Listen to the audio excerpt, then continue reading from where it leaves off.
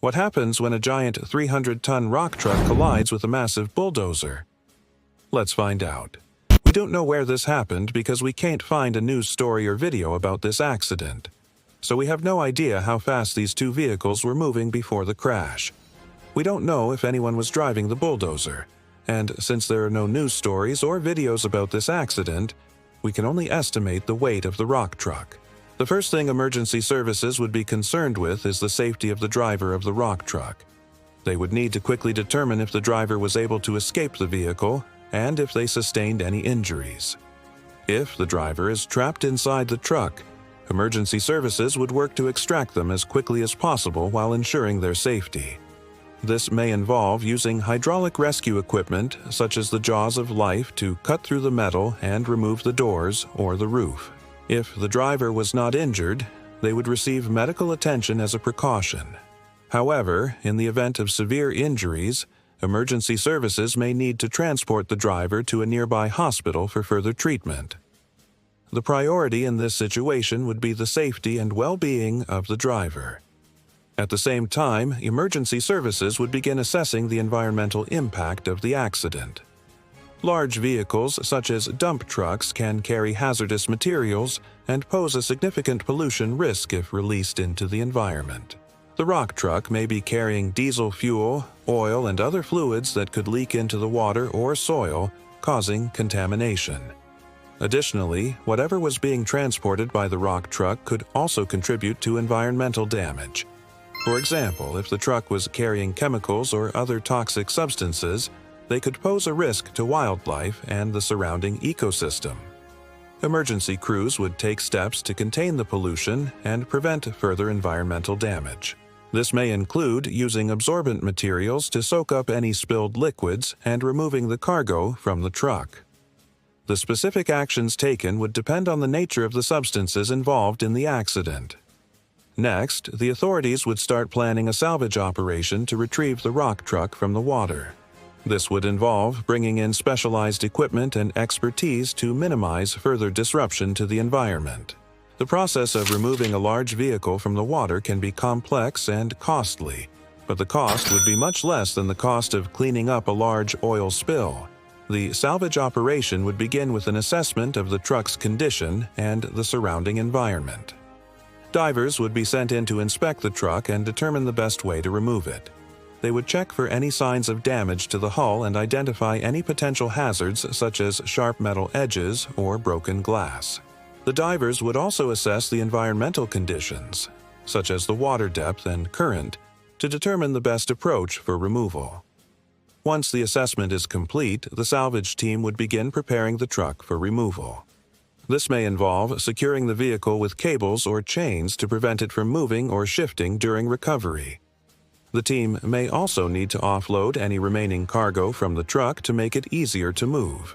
To lift the truck from the water, the salvage team would use specialized equipment such as cranes or barge-mounted cranes. These cranes would be positioned near the accident site and used to lift the truck out of the water. The exact method used to lift the truck would depend on its size and weight, as well as the depth of the water. In some cases, it may be necessary to break the truck up into smaller pieces to remove it. This would involve using tools such as cutting torches or hydraulic shears to break the vehicle into sections that can be lifted individually. During the removal process, the salvage team would take steps to protect the environment. This may include using containment booms to prevent fuel or other liquids from spreading in the water. The team would also monitor the water quality to ensure that the removal process is not causing any significant pollution. After the truck has been removed, the salvage team would conduct a final assessment of the site to ensure that there are no remaining hazards. Any debris or leftover materials would be cleaned up and disposed of properly. The entire salvage operation could take several days or even weeks to complete, depending on the complexity of the accident and the size of the rock truck. However, in this case, we don't know how long it would take to remove the truck because we don't know how deep the water is, how far the truck is from the shore, what the weather is like, or how quickly the salvage team can arrive at the scene of the accident. Also, we don't know if the truck is empty or what it was carrying, which would affect the salvage operation. And now, we will answer some of the questions that you guys asked us in the comments of our previous video. Why does the rock truck look like a transformer? Well, it doesn't. It just looks like a transformer because it is a transformer. It's called a transformer truck. It's designed to haul rocks and other materials, usually on construction sites or in quarries. The truck has a large open bed with high sides to hold the material, as well as a powerful engine and heavy-duty tires to move it around. The truck may be equipped with a crane or other loading equipment to help load the rocks into the bed. The term rock truck is often used interchangeably with dump truck, which is a more general term for a large truck used in construction and mining operations. But there are many different types of dump trucks, and the term rock truck is used to describe a specific type of dump truck that is used for hauling rocks. How fast can these things go? We couldn't find a definitive answer on how fast rock trucks can go, but we did find some information on dump truck speeds. Dump trucks can vary widely in speed depending on the model and the specific use. However, in general, dump trucks are designed to operate at relatively low speeds compared to other types of vehicles. On city streets, dump trucks typically travel between 25 to 35 miles per hour. Off-road, dump trucks can travel at higher speeds, typically ranging from 40 to 60 miles per hour, although some larger and heavier-duty models may have a top speed of 70 miles per hour or more. Ultimately, the maximum safe speed for any particular dump truck will depend on a number of factors, including the load weight, road conditions, and legal regulations. But what if a loaded rock truck rolls away from a construction site and goes down a hill? We think you're describing a runaway truck. Runaway trucks are a rare but serious traffic hazard that can occur when a truck loses its braking power and is unable to stop. This can happen for a number of reasons, such as brake failure, overloading, or driver error. If a loaded rock truck were to become a runaway truck and start rolling down a hill, it could cause catastrophic damage.